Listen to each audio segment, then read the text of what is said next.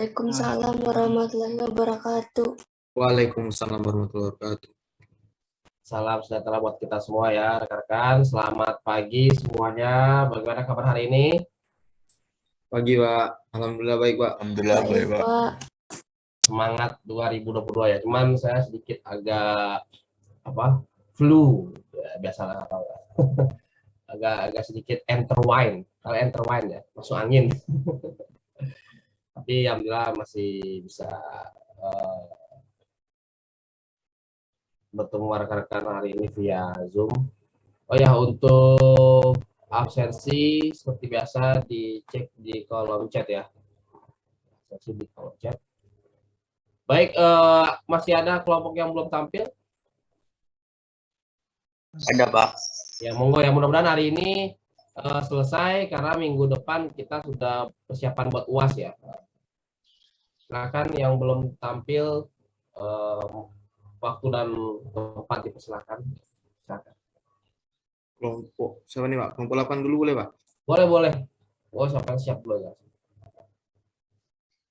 Monggo. Kelompoknya Mas Peter ya?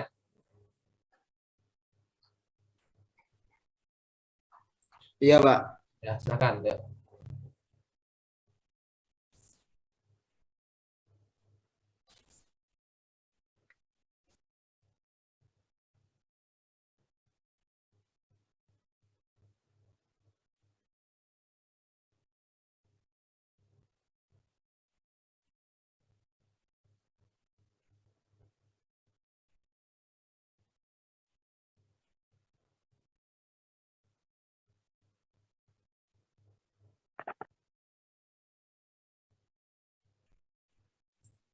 Apa sudah kelihatan, Pak?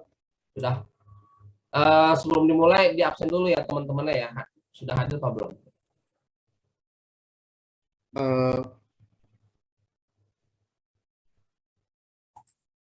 Bentar, Pak. Saya absen dulu bentar. Iya, sudah. Hadir nggak teman-teman?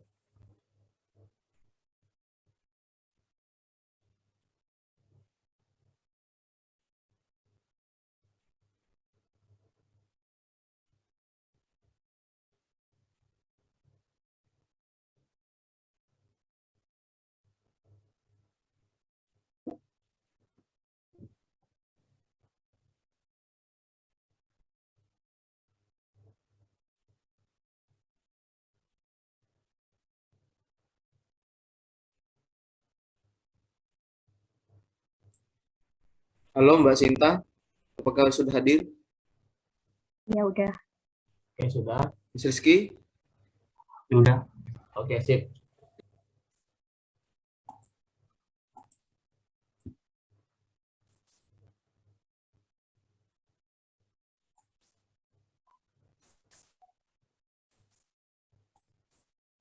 Baik, saya mulai. Assalamualaikum warahmatullahi wabarakatuh. Waalaikumsalam warahmatullahi wabarakatuh. Kami dari kelompok 8 akan mempresentasikan hasil kerja kelompok kami yang berjudul Perpecahan Negara Yugoslavia.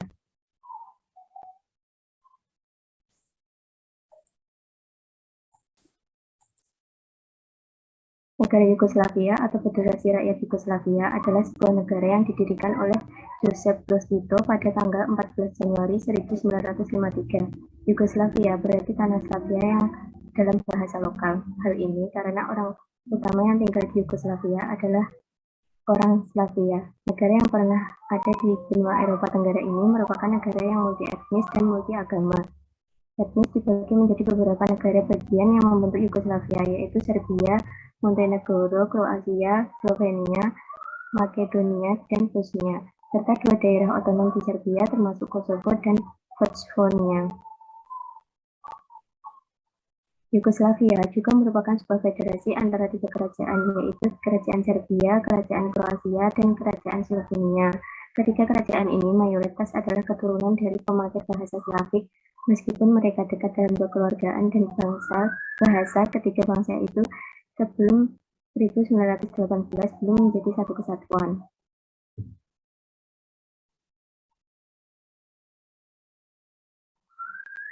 Terpecahnya negara Yugoslavia. Pembentukan negara Yugoslavia dilakukan oleh Joseph Broz Tito. Pada saat negara federasi tersebut berdiri, beliau dijadikan pemimpin dari Yugoslavia.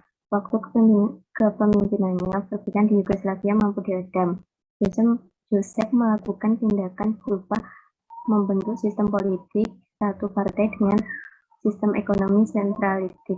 Tindakan ini didukung oleh kekuatan militer dan sistem beroperasi sesuai dengan keinginan untuk kemerdekaan bangsa di bawah Yugoslavia. Namun banyak konflik yang mulai bermunculan pada saat Joseph Broz Tito tewas dan berhenti memerintah. Setiap etnis menginginkan kekuasaan sendiri dengan cara ingin membebaskan diri dari Yugoslavia dan berdiri menjadi negara merdeka. Perpecahan pun tidak dapat terelakkan, di mana pembantaian mulai dilakukan terutama oleh Serbia yang mempunyai dominasi kekuasaan dibandingkan bangsa lainnya, dan hal ini menjadi penyebab konflik SARA.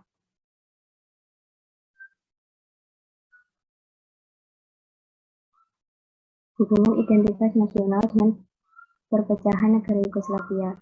Identitas nasional adalah identitas suatu bangsa. Secara garis besar, identitas nasional adalah identitas yang tidak hanya mengacu pada individu tertentu, tapi juga berlaku untuk kelompok, organisasi, atau negara.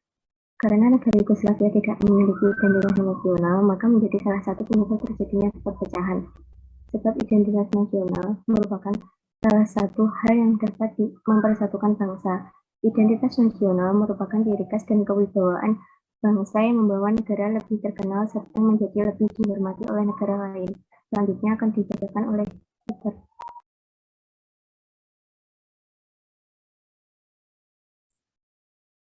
Hubungan integrasi nasional dengan perpecahan negara Yugoslavia. Integrasi nasional pada negara Yugoslavia ditemukan saat ketiga kerajaan bergabung menjadi satu kerajaan. Semangat propaganda nasionalis dari Serbia membawa ketiganya menjadi sebuah negara yang bersatu, menyatukan masa depan mereka menuju negara Yugoslavia. Berdasarkan perbedaan yang disatukan dalam Manifesto Korfu tahun 1917, atau yang disebut dengan Sertifikat Kelahiran Yugoslavia. Namun, terjadi disintegrasi karena semangat persatuan dan kerjasama yang tertera di Manifesto Korfu gagal diwujudkan. Ketidakmampuannya untuk memuaskan penduduk menyebabkan kegelisahan berkelanjutan dalam politik dan krisis yang kadang terjadi di kerajaan tersebut.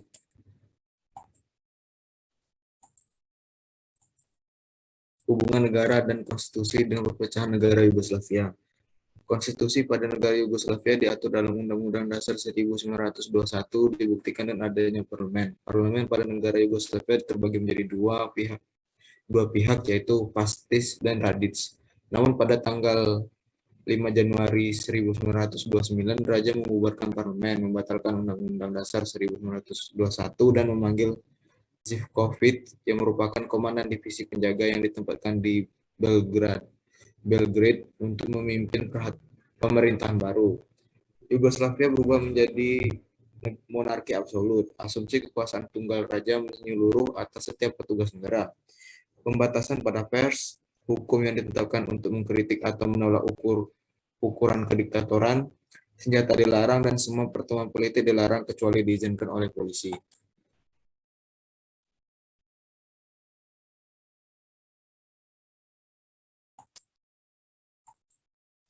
Hubungan hak asasi manusia dengan perpecahan negara Yugoslavia. Hal ini terlihat pada pelanggaran terbesar hukum humaniter international human law yang terjadi selama konflik Serbia, Bosnia, dan Herzegovina ingin membebaskan negara mereka dari kedaulatan Serbia.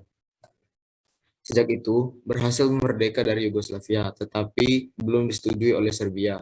Akibatnya, sekitar 200.000 orang meninggal, bahkan jika konflik telah diselesaikan, mereka yang melanggar hukum humaniter internasional akan diadili di Mahkamah Internasional. Salah satu pelanggaran paling serius dilakukan selama konflik Serbia-Bosnia adalah yang dilakukan oleh Jenderal Tihomir Blaskić.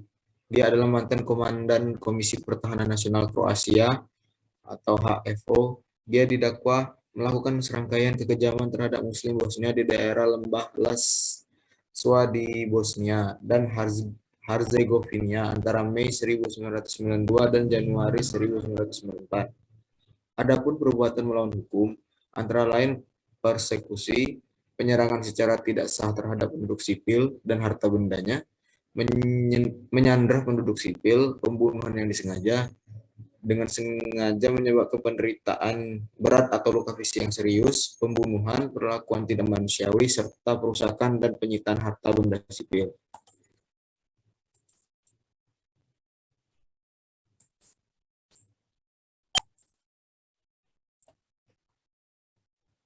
Hubungan hak dan kewajiban dengan perpecahan negara Yugoslavia. Hak dan kewajiban warga negara Yugoslavia tidak tercapai karena Yugoslavia berubah menjadi monarki absolut, dibuktikan dengan adanya pembatasan pada pers, hak beragama selain Kristen, hukum yang ditetapkan untuk mengkritik atau menolak ukuran kediktatoran, dan semua pertemuan politik dilarang kecuali diizinkan oleh polisi. Selanjutnya akan dilanjutkan oleh teman saya. Hubungan demokrasi dan hukum yang berkeadilan dengan perpecahan negara Yugoslavia. Demokrasi dan keadilan di Yugoslavia pada awalnya dijamin oleh UUD 1921, tetapi pada 5 Januari 1929 sistem pemerintahan negara menjadi monarki absolut. Oleh karena itu, hak untuk mengkritik dan menolak tindakan kediktatoran dilarang, dan semua pertemuan politik dilarang kecuali diizinkan oleh polisi.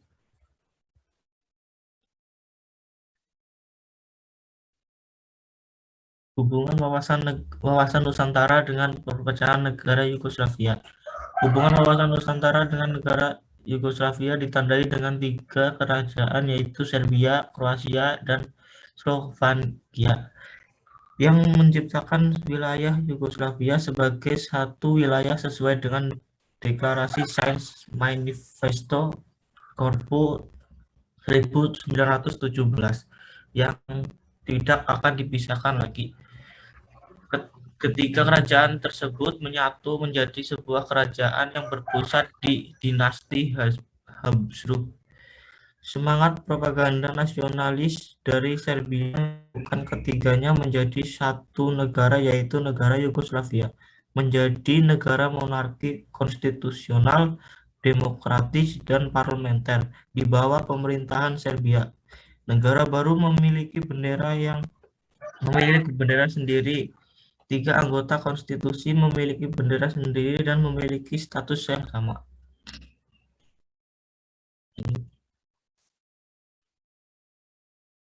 Hubungan ketahanan nasional dengan perpecahan negara Yugoslavia. Negara Yugoslavia gagal dalam mempertahankan ketahanan nasional. Pada saat Josip Broz Tito tewas dan berhenti memerintah, setiap etnis menginginkan kekuasaannya sendiri dengan cara membebaskan diri dari Yugoslavia dan berdiri menjadi negara yang merdeka. Perpecahan pun tidak dapat terelakkan, di mana pembantaian mulai dilakukan terutama oleh Serbia yang mempunyai dominasi kekuasaan dibandingkan bangsa lain, dan hal ini menjadi penyebab konflik SARA yang bersejarah. Lanjut. Kesimpulan. Yugoslavia merupakan federasi dari 3 kerajaan, yaitu Kerajaan Serbia, Kerajaan Kroasia, dan Kerajaan Slovenia. Sebagian besar dari ketiga kerajaan ini adalah keturunan penutur bahasa Slavia. Ketiga kerajaan tersebut melebur menjadi sebuah kerajaan yang berpusat pada dinasti Habsburg. Yugoslavia berkembang menjadi negara yang kuat dan makmur di bawah kepemimpinan Presiden Josip Broz Tito.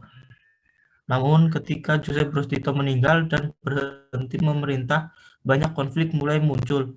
Perpecahan tak terhindar dan pembantaian mulai terjadi, terutama bagi Serbia yang memiliki posisi dominan dibandingkan dengan negara lain, yang menjadi penyebab konflik SARA yang bersejarah. Karena Yugoslavia tidak memiliki identitas nasional, maka menjadi salah satu terpecahnya negara. karena identitas nasional dalam sebuah negara berkaitan erat dengan ciri dan kewibawaan suatu bangsa yang menjadikan negara tersebut semakin terkenal dan disegani oleh negara lain. Konstitusi Yugoslavia diatur oleh Konstitusi 1921. Keberadaan parlemen membuktikan hal itu. Parlemen Yugoslavia dibagi menjadi dua partai, yaitu Partai Pasifik dan Radik. Yugoslavia telah menjadi monarki absolut, dan setiap pejabat negara memiliki kekuasaan raja tertinggi. Sekian dari kelompok kami. Apabila ada salahnya mohon maaf. Oke, dari kelompok 8 ya. Silakan teman-teman lain kalau mau kasih pertanyaan atau masukan boleh ya, opini, sharing-sharing aja. Monggo maksimal 2 ya. 2 orang.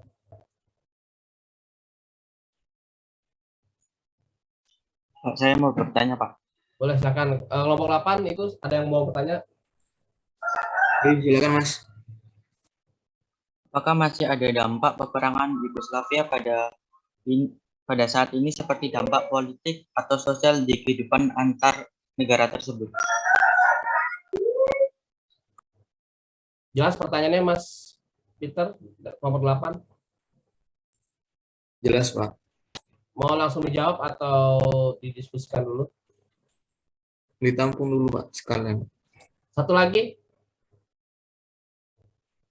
Silakan monggo. Satu lagi mumpung yang pertanyaan pertama masih ditampung. Silakan.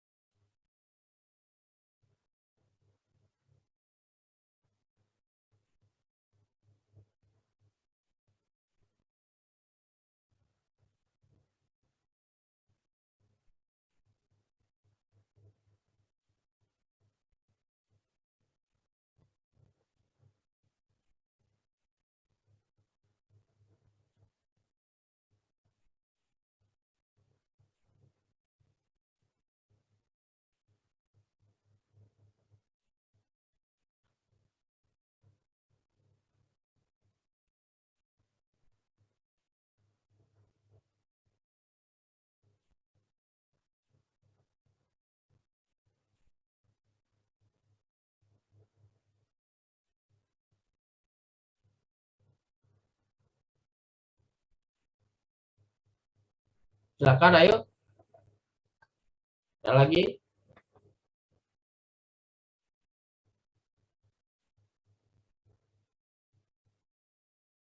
Oke Mas, kalau tidak ada yang tadi, kalau sudah ada jawabannya silakan dijawab ya.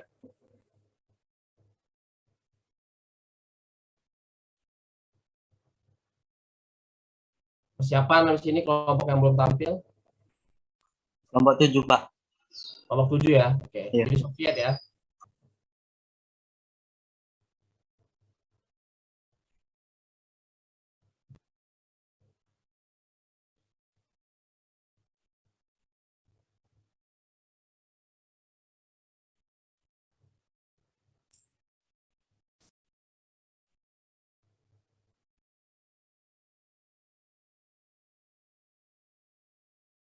Aja tadi di masa sekarang kan Pak? Gimana Mas Arvin? Iya, Pak. Di masa sampai sekarang.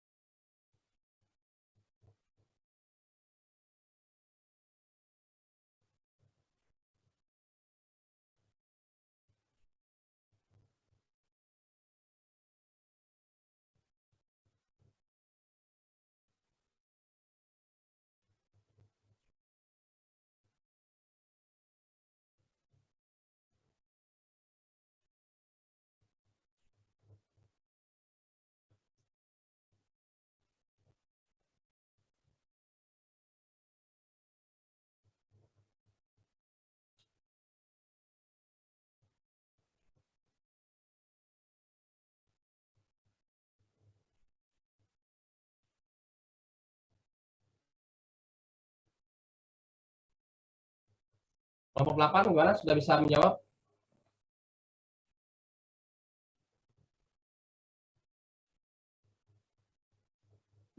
Boleh diulang pertanyaannya, Mas?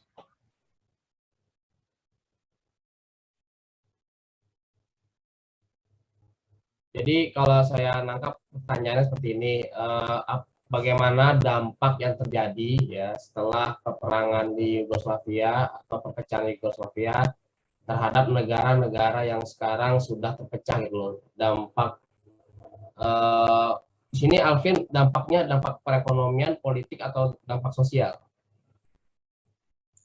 Dampak sosial atau politik, Pak? Atau dampak politik atau sosial gitu, Mas Rizky. Bisa dimengerti? Bisa.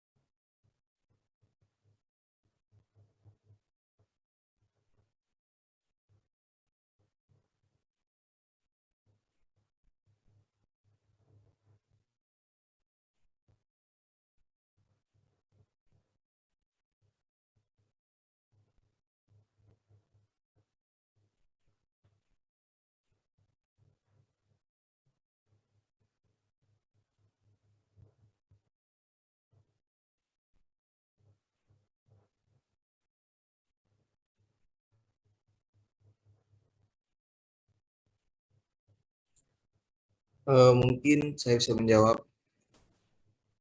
Silakan. Eh, Dampak dari perpecahan negara Yugoslavia itu munculnya negara baru di kawasan Eropa Timur, terjadinya krisis sosial di kawasan Semenanjung Balkan, Ya, terus terus terancamnya perdamaian dunia pasca pasca Perang Dingin. Udah, Pak. ya gimana yang bertanya? Gimana Mas Alvin?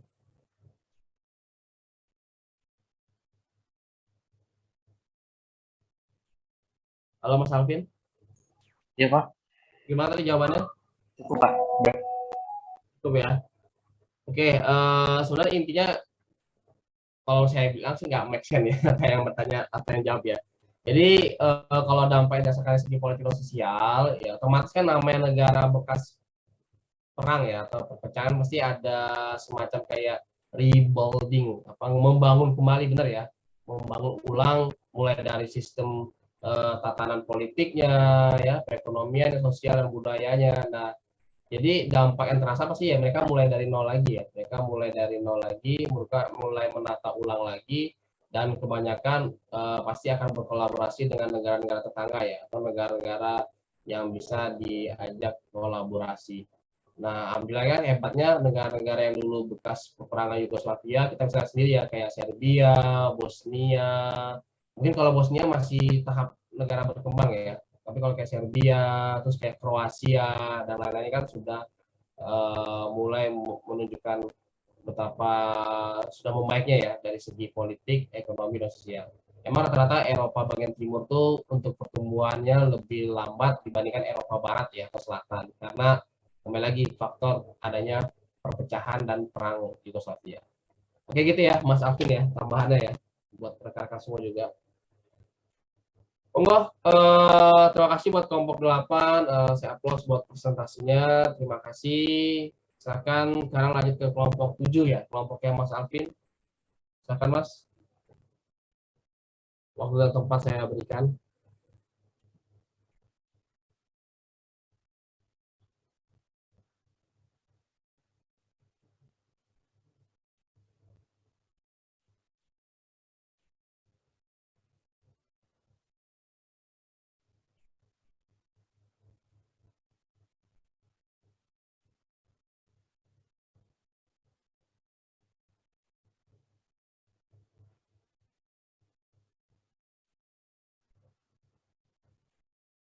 Apakah sudah terlihat, Pak? Sudah?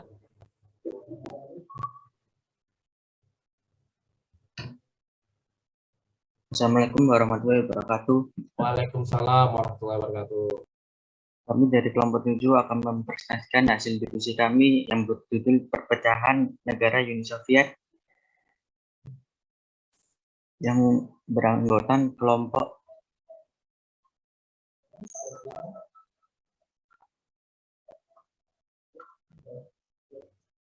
1 Alvin Arif Rohim, saya sendiri dengan NIM 5200611145, 2 Christina Dora Yunita dengan NIM 5200611146, Haikal Putra Pratama dengan NIM 52006149, Badianto 52006151. Oke, itu hadir semua? Saya hadir, Pak. Oke. Yang lain? Hadir, Pak. Oke, silakan dimulai.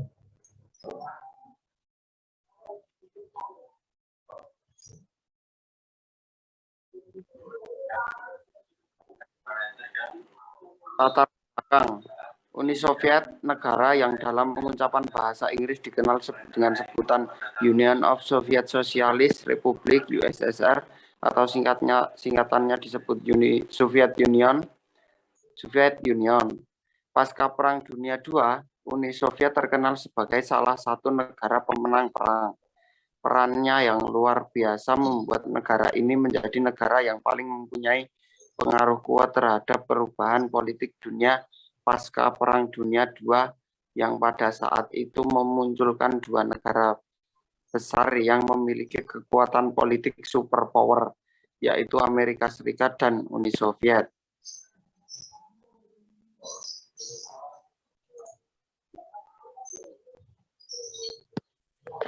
Identitas Soviet. Uni Soviet atau Uni Republik Sosialis Soviet disingkat URSS adalah negara sosialis yang pernah ada antara tahun 1922 hingga 1991. Adapun negara pecahan Uni Soviet yaitu Rusia, Azerbaijan, Belarus, Estonia, Georgia, Kazakhstan, Kirgistan, Latvia, Lituania, Moldova, Tajikistan, Turkmenistan, Armenia, Ukraina, Uzbekistan. Berikut merupakan daftar pemimpin dari Uni Soviet. Vladimir Lenin 1992, Joseph sampai 1953, Georgi Malenkov 1953 sampai 1955, Nikita Khrushchev 1955 sampai 1964, Leonid Brezhnev 1964 sampai 1982, Yuri Andropov 1982 sampai 1984, Konstantin Chernenko 1984 sampai 1985, Mikhail Gorbachev 1991 sampai 1991, Gennady Yananev 1991 sampai 1991. Next. Integrasi Soviet. Dalam sejarah negara Uni Soviet, negara ini runtuh pada tahun 1991. Ada beberapa penyebab runtuhnya Uni Soviet, tak hanya karena penyebab ekonomi. Keruntuhan Uni Soviet juga terjadi karena Uni Soviet memiliki wilayah yang sangat luas, membawahi 15 negara republik, yang mana ke-15 negara tersebut memiliki kebudayaan yang berbeda-beda. Tetapi karena banyaknya kebudayaan, ini malah menghancurkan rasa nasionalisme di Uni Soviet. Beberapa negara bagian yang tidak suka dengan kinerja pemerintah pusat Uni Soviet melakukan gerakan sporadis yang menyerang pemerintah pusat. Hal inilah yang menyebabkan internal negara Soviet mulai goyah. Contoh pertama, kekerasan etnis terjadi pada akhir 1986 di ibu kota Kazakhstan, Almaty. Saat itu, anak-anak muda Kazakh yang tak puas dengan pengangkatan kepala republik mereka yang merupakan seorang beretnis Rusia, berdemonstrasi hingga menyebabkan kerusuhan. Akhirnya pemerintah mengirim pasukan untuk meredakan kerusuhan. Kemudian ada pogrom, pembunuhan besar-besaran di kota Sumgait, Azerbaijan, dan aksi kekerasan di Tbilisi, Baku, dan tempat-tempat seluruh negeri. Negara konstitusi. Negara yang memiliki wilayah terluas di dunia ini secara garis besar pernah mengalami 3 kali pergantian model bentuk negara dan bentuk pemerintahan, yaitu bentuk negara kesatuan monarki, bentuk negara konfederasi republik sosialis, dan bentuk negara federasi republik demokrasi. Konstitusi Federasi Rusia atau dikenal dengan istilah The Popular Vote, isi dari konstitusi terbaru dari Federasi Rusia terdiri dari pembukaan dan 2 bagian. Pembukaan menyatakan bahwa rakyat Rusia menerima konstitusi, dijamin nilai-nilai demokratis dan humanis, ditentukan dengan tempat Rusia sebagai dunia modern.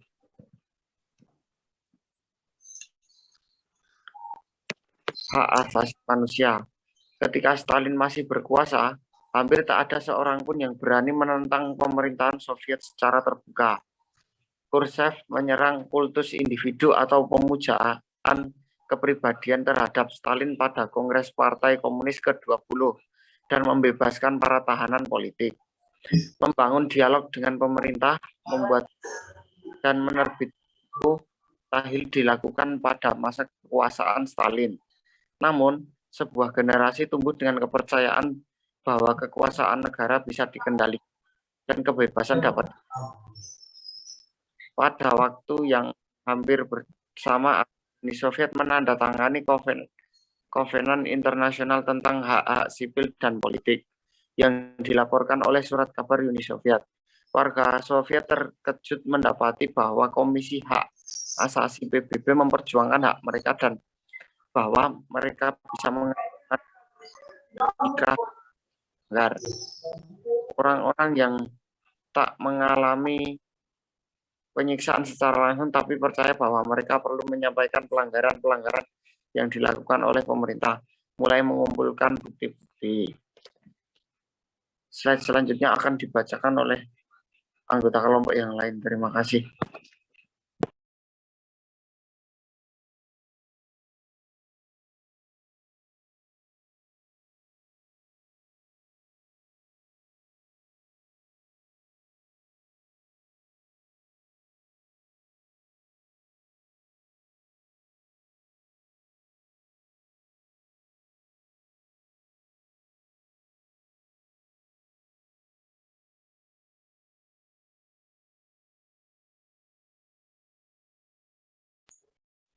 Hak dan kewajiban warga Uni Soviet. 1. Cuti dan pengaturan jam kerja. Undang-Undang Tenaga Kerja tahun 1918 secara ketat menetapkan waktu 8 jam kerja sehari dengan waktu 8 jam kerja seminggu dengan 1 hari libur dalam seminggu. 2. Hak perempuan. Konstitusi Uni Soviet 1936 menjamin perempuan hak yang sama di semua bidang kehidupan ekonomi, negara, dan sosial politik. Ini berarti perempuan memiliki hak untuk memilih dan dipilih. 3. Perawatan kesehatan gratis. Perawatan kesehatan didanai langsung dari pajak khusus yang dibayarkan oleh penduduk. Model Semasko dinamai menurut penciptanya Nikolai Semasko. 4. Hak pendidikan. Yang sama dapat dikaitkan tentang pendidikan massal di Uni Soviet.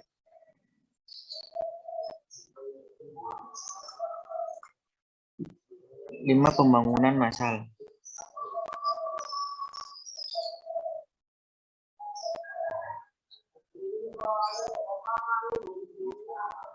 Hak asasi manusia. Ketika Stalin masih berkuasa, hampir tak ada seorang pun yang berani menentang secara terbuka. Khrushchev menyerang kultus individu atau pemuja kepribadian terhadap Stalin pada Kongres Partai Komunis ke-20 dan membebaskan para tahanan politik. Membangun dialog, pemerintah membuat film dan menertibkan hukum Stalin dilakukan pada masa kekuasaan Stalin. Namun sebuah generasi tumbuh dengan kepercayaan bahwa kekuasaan negara bisa dikendalikan dan kebebasan dapat diraih.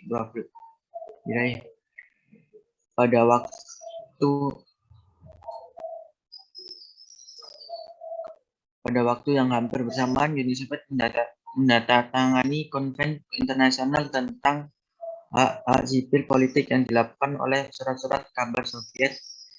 Warga Soviet terkejut mendapati bahwa Komisi Hak Asasi PBB memperjuangkan hak mereka dan bahwa mereka bisa mengajukan banding jika hak mereka dilanggar. Orang-orang yang tak mengalami penyiksaan secara langsung tetapi percaya mereka perlu menyampaikan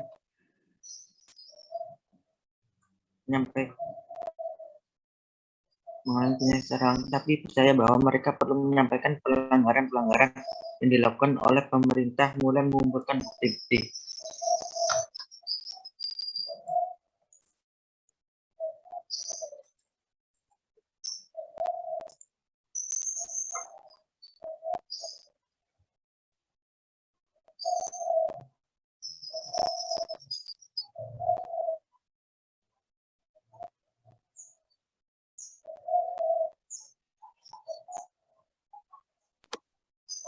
Selanjutnya, demokrasi dan hukum yang berlaku.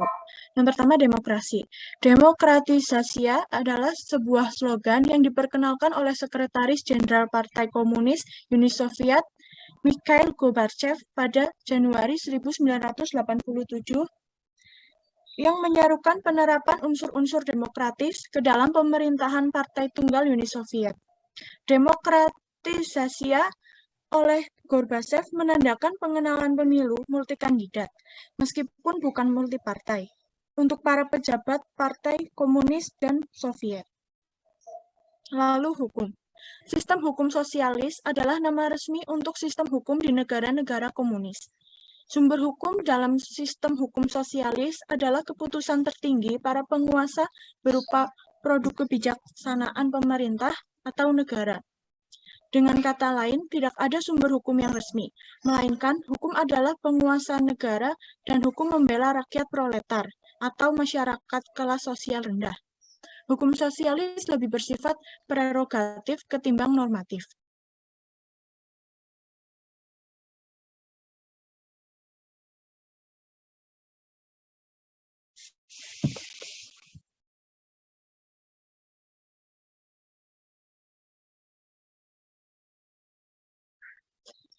Selanjutnya, wawasan Uni Soviet.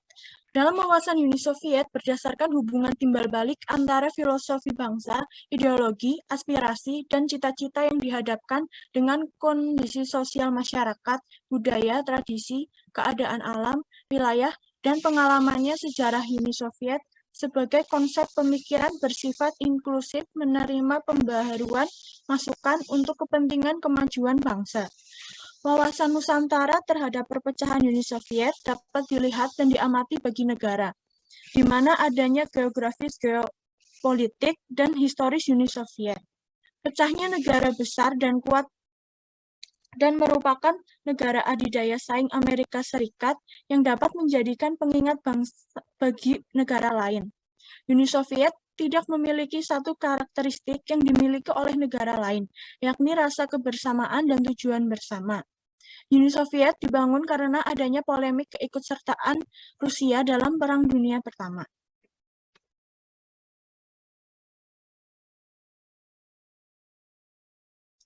Lalu ketahanan Uni Soviet. Ketahanan Uni Soviet terdapat sistem strategi secara politik, ekonomi, dan militer, peluang sekaligus ancaman daya dan selain itu Uni Soviet juga mengembangkan seluruh aspek komponen bangsa lengkap dengan segala potensinya.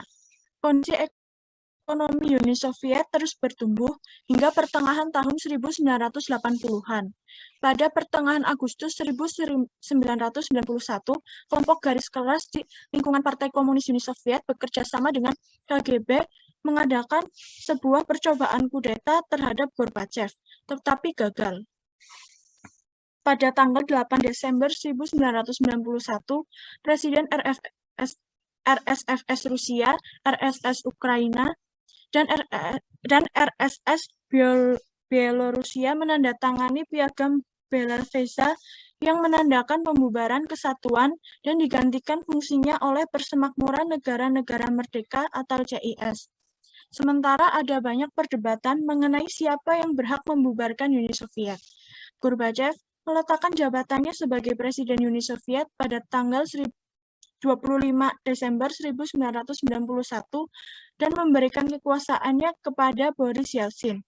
Puncaknya, Majelis Agung Uni Soviet membubarkan dirinya pada tanggal 26 Desember 1991 yang sekaligus menandakan bubarnya Uni Soviet sebagai suatu federasi, hanya terpaut 4 hari sebelum hari jadinya yang ke-69.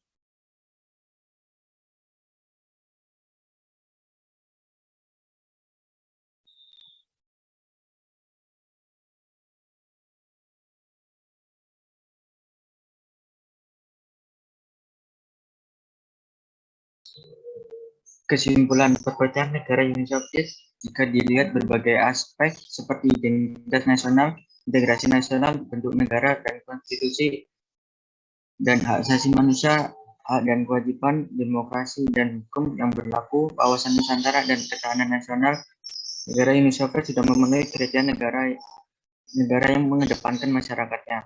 Namun perpecahan ini timbul karena adanya penerapan sistem komunisme, munculnya gerakan separatisme, dan lain-lainnya. Maka sebuah negara yang sudah memenuhi kriteria negara yang harmonis bisa saja runtuh jika tidak ada rasa kesatuan, cinta tanah air, dan nasionalisme terhadap negara tersebut. Sekian, apakah ada yang ditanyakan terkait materi yang disampaikan kelompok kami? Ya, silakan rekan-rekan yang lain, kelompok-kelompok lain yang ingin bertanya dan memberikan opini untuk tema Uni Soviet. Saya, Pak. Oke, silakan. Tadi kan negara pecahan Uni Soviet itu nggak salah ada 15 ya. Nah, pertanyaannya adalah bagaimana kondisi hubungan diplomatik antar negara pecahan Uni Soviet sekarang? Oke, nice. Jadi pertanyaannya adalah hubungan diplomatik sesama negara perpecahan dari Uni Soviet ya. Ya. Silakan kelompok 7 mau langsung dijawab, pada tampung dulu. Gimana? Tampung dulu, Pak. Dulu, oke. Ada lagi satu lagi pertanyaan, bagus, pertanyaannya bagus, Mbak. Saya, Pak. Ya, silakan Mbak Fitria. Sebutkan sebab khusus dan sebab umum runtuhnya negara Uni Soviet. Diulangi lagi, Mbak. Gimana? Sebutkan sebab khusus dan sebab umum runtuhnya negara Uni Soviet. Oke, nice. Kelompok 7 tadi jelas ya. Pertanyaan dari Mbak Fitria, sebutkan sebab khusus dan umum runtuhnya negara Uni Soviet. Ini minta dijelaskan kembali. Jelas ya kelompok 7? Jelas, Pak. Oke. Kira-kira butuh waktu berapa lama untuk diskusi menjawab dua pertanyaan ini?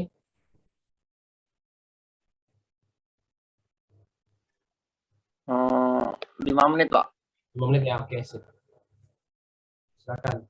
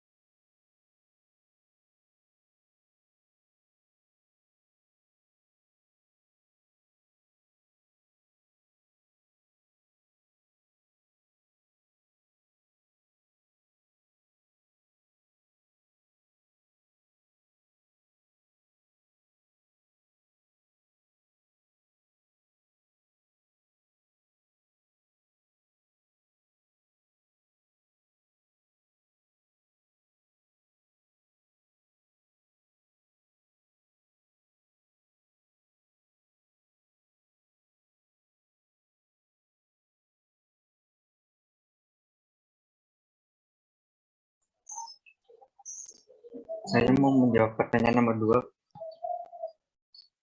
Oke, silakan.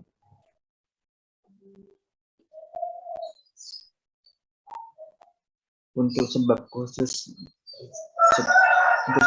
dan sebab umum runtuhnya Uni Soviet. Sebab umum runtuhnya Uni Soviet, sistem Marxisme ternyata tidak memiliki kontrol efektif baik terhadap bidang politik maupun ekonomi. Yang B, Marxisme tidak memiliki kelenturan dalam menghadapi perubahan zaman. C, kebijakan dari Mikhail Gorbachev tentang perestroika dan Glasnost bertentangan dengan Marxisme. Yang D, adanya kebijakan lain dari Mikhail Gorbachev yang membahayakan komunisme, yaitu membiarkan dibukanya tembok Berlin. Yang E, Marxisme yang lebih mengandalkan kekuatan kaum buruh tidak sesuai dengan keadaan Uni Soviet yang sebagai pusat penduduk kaum petani yang ingin mempunyai hak milik. Untuk sebab khusus runtuhnya Uni Soviet, yang pertama sifat totaliter, yang B bubarnya Pakta Warsawa, yang C komunisme sebagai doktrin, D banyaknya etnis, yang E teknologi informasi, yang E lahirnya generasi baru.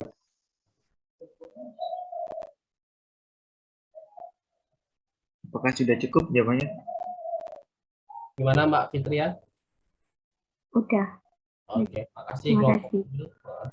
Satu lagi pertanyaan dari Mbak Rizdia ya, Mbak Rizdia. Ya, saya mau jawab yang pertanyaan punya Mbak Rizdia, Pak. Oke, siap.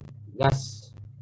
Ya, dengan antar negara pecahan Uni Soviet terjalin bagus, dibuktikan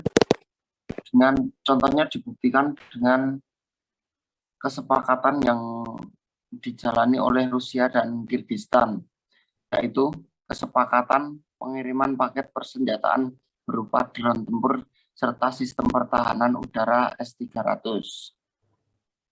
Kesepakatan untuk pengiriman drone dan sistem pertahanan udara roket S-300 dicapai saat kunjungan Presiden Kirgistan Sadir Japarov ke Rusia pada 24 Februari. Juru bicara Presiden Zaparov, Galina Baritek, baru saja mengumumkan ke hadapan publik. Ya, seperti itu Pak. Jadi pada intinya ada sebuah kerjasama antar kedua negara pecahan Soviet tersebut yang menandakan bahwa hubungan antar negara pecahan tersebut harmonis. Seperti itu Pak. Terima kasih. Ya, lebih ke yang nanya ya Mbak Rizdia ya. Gimana? Ya, itu Mbak Rizdia. Gimana? Iya, sudah bagus. Makasih Mas Bardi. Ya, sama-sama. Oke, jadi intinya sebenarnya setiap negara yang sudah merdeka secara de jure dan de facto ya pasti mereka akan melakukan hubungan diplomatik ya dengan beberapa negara yang sudah merdeka juga, sama tidak ada perselisihan ya. Contoh kan sejauh ini Indonesia kan tidak melakukan hubungan diplomatik dengan negara Israel ya, karena alasannya Israel masih belum mengakui dan masih menjajah Palestina. Itu ya ada syarat-syarat atau suatu khusus ya, suatu negara itu tidak menjalin hubungan diplomatik. Bisa karena itu di faktor alasan kemanusiaan, ada karena faktor perbatasan ya, dan ada konflik sebelumnya ya, kayak Serbia sama Bosnia kan sampai detik ini kan belum ada hubungan diplomatik ya. Bagus jawabnya Bardianto. Terima kasih semua. Oke, next kelompok 7 saya post buat presentasinya. Masih ada kelompok yang belum tampil? Silakan. Kelompok Sekian 6, ya Pak. Pak, 10. Kelompok 6, Pak. 10 Pak. 10 juga belum. Oke, tinggal 6 plus 10 ya. Silakan kelompok 6 dulu, habis itu 10. Sekian, mohon maaf bila ada kesalahan. Wassalamualaikum warahmatullahi wabarakatuh. Waalaikumsalam warahmatullahi wabarakatuh. Jadi ini kelompok 6 dulu, habis itu kelompok 10. Ini sama-sama Yugoslavia ya? Benar ya? Iya Pak. Oke. Kelompok 6 udah siap?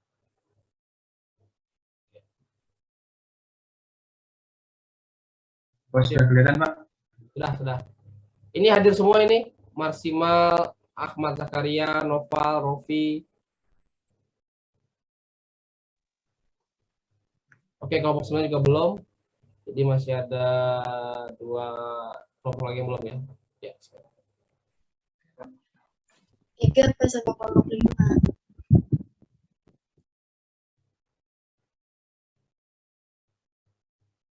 Pak, bisa saya mulai Pak?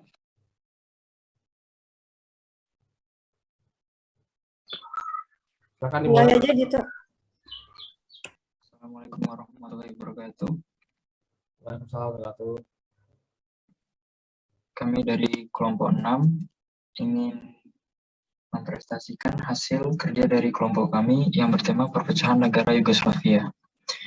Kami dari kelompok 6 beranggotakan saya sendiri, Marif Malvifandito, kemudian R. Ahmad Zakaria Nur Alim, kemudian Noval Azhar Pratama, Rafiah Nuraini, Rizdia Santoso, dan Zidan Ahmi Arif.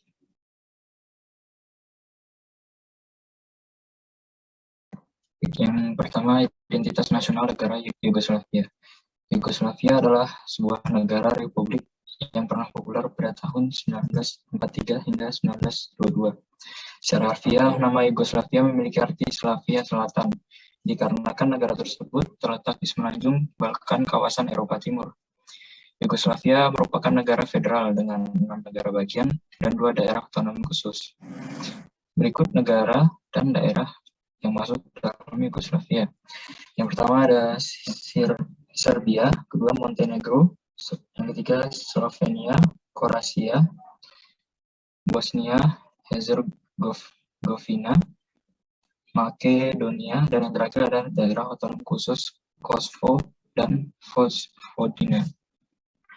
Dan yang kemudian akan dilanjutkan oleh rekan. Integrasi nasional negara Yugoslavia.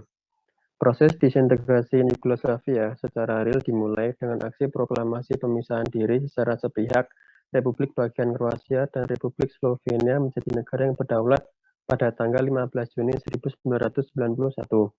Pemisahan diri tersebut sedikitnya didukung oleh negara-negara masyarakat Eropa dan pada akhirnya mendapat pengakuan masyarakat internasional, padahal pemerintah Yugoslavia berkeras akan mencegahnya sehingga pecahnya konflik bersenjata yang bermula di Kroasia dan Slovenia. Konflik yang kemudian terjadi di Bosnia-Herzegovina tidak terlepas dari proses disintegrasi Yugoslavia. Masyarakat Eropa yang berperan aktif dalam peristiwa pemisahan diri Kroasia dan Slovenia ternyata ikut pula campur tangan di Bosnia-Herzegovina. Mengingat masih banyaknya masalah-masalah yang belum terselesaikan sehingga timbullah pertikaian antar etnis di antara penduduk Republik Bosnia-Herzegovina. Next. Selanjutnya adalah negara dan konstitusi Yugoslavia. Konstitusi Republik Federalis Sosialis Yugoslavia atau RFSY adalah hukum tertinggi di Republik Federal Sosialis Yugoslavia dan pendahulunya Republik Rakyat Federal Yugoslavia atau RRFY. Konstitusi ini diperbaharui beberapa kali sejak pertama kali diajukan setelah Perang Dunia Kedua. Pembubaran Yugoslavia disebabkan oleh serentetan gejolak dan konflik politik pada awal tahun 1990-an. Mengikuti krisis politik pada tahun 1980-an, Republik anggota dari Republik Federal Sosialis Yugoslavia terpecah belah, tetapi masalah-masalah yang tak tertangani mengakibatkan perang antar etnis Yugoslavia yang selangit. Perang ini memberi dampak terutama kepada Bosnia dan Kroasia. Hak asasi manusia di negara Yugoslavia. Konflik kemanusiaan di negara Yugoslavia juga tidak terlepas dari pelanggaran kemanusiaan dan terhadap hukum humaniter. Berbagai pelanggaran yang dilakukan bertentangan dengan prinsip-prinsip kemanusiaan, sebagaimana terkandung dalam Konvensi Jenewa. Adapun beberapa individu yang melakukan kejahatan perang tersebut yaitu Zlatko Aleksovski, komandan penjara, Jenderal Tihomir Blaskić, komandan Dewan Pertahanan Kroasia, Anton Hunzića, komandan lokal, Mario Cerkes, mantan komandan, Drago Josipovic, tentara HVO, Dario Kordic, pemimpin regional, dan masih banyak lagi yang diduga keras melakukan pelanggaran HAM. Salah satu pelanggaran HAM terberat dilakukan oleh Jenderal Tomir Blaskić. Ia adalah mantan komandan para Dewan Tahanan Kroasia Defense Council HVO. Ia didakwa atas rangkaian kekejaman yang dilakukan terhadap kaum Muslim Bosnia antar bulan Mei 1992 dan Januari 1994 di Bosnia dan Herzegovina di wilayah Lembah Lasva. Hak dan kewajiban di negara Yugoslavia. Pelanggaran-pelanggaran hak dan kewajiban oleh Jenderal Tihomir Blaskić yang menimbulkan perpecahan negara Yugoslavia adalah pembunuhan dengan sengaja atau willful killing, penyiksaan atau perlakuan tidak manusiawi, termasuk eksperimen biologi, secara sengaja mengakibatkan penderitaan berat atau luka serius atau membahayakan kesehatan, penghancuran secara besar-besaran atas harta benda secara tidak sah dan sewenang-wenang dan dilakukan bukan karena alasan keterdesakan militer, memakan tahanan perang atau warga sipil untuk terlibat dalam peperangan, secara sengaja mencabut hak-hak tahanan perang atau warga sipil atas pengadilan yang adil atau fair trial, deportasi atau transfer tidak sah atau penahanan ilegal atas warga sipil dan menyandera warga sipil. Demokrasi dan hukum yang berkeadilan di negara Yugoslavia. Bila melihat pada kasus yang terjadi pada konflik Yugoslavia, maka pelanggaran terhadap penghormatan atas nilai-nilai dasar manusia pun terabaikan.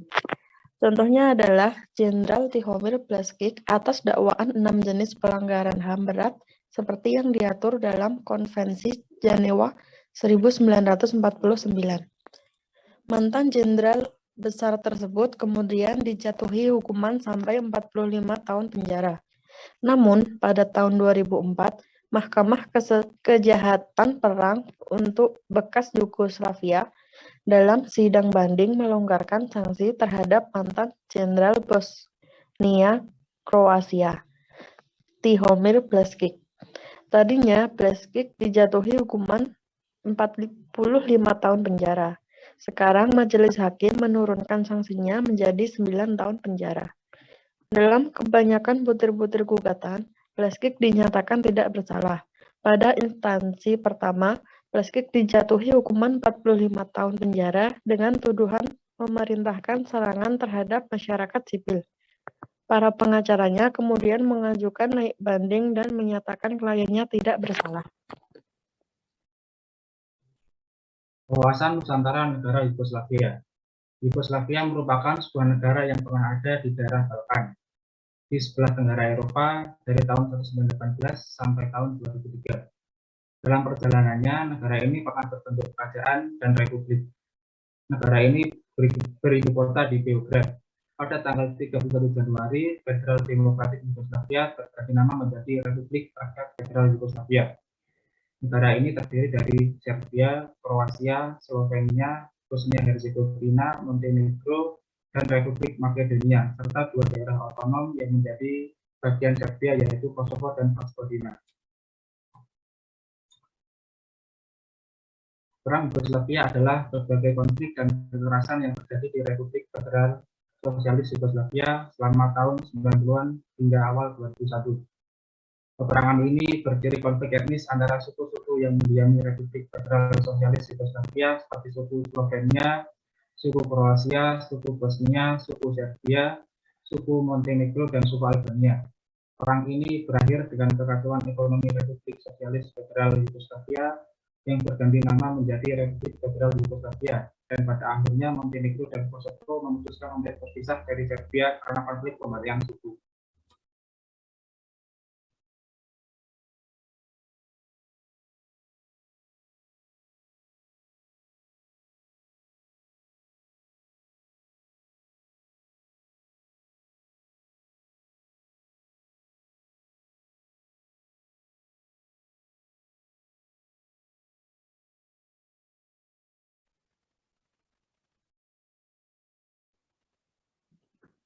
Ketahanan Nasional Negara Yugoslavia. Terbentuknya negara Yugoslavia diusulkan oleh Josip Broz Tito yang selanjutnya diangkat menjadi pemimpin tertinggi di Yugoslavia pada tahun 1953. Setelah wafatnya Tito pada tahun 1980, kondisi Yugoslavia menjadi berantakan. Untuk mengatasi berbagai masalah yang melanda, Yugoslavia menganut kepemimpinan yang kolektif yang mewakili berbagai etnis. Sepeninggal Tito, kehidupan politik negara seakan-akan kehilangan arah, yang kemudian dipimpin secara kolektif pada suatu badan presidensi berjumlah 8 orang, dan partai juga dipimpin oleh presidium beranggotakan 24 orang. Ternyata praktik pengambilan keputusan sering berbenturan satu sama lain, sesuai dengan kepentingan masing-masing. Dan dalam perpecahan, Yugoslavia terpecah karena beberapa hal berikut, yaitu adanya campur tangan negara lain, munculnya gerakan separatis, tidak mampu menghadapi perubahan yang cepat, penentangan Serbia terhadap keinginan bangsa lain.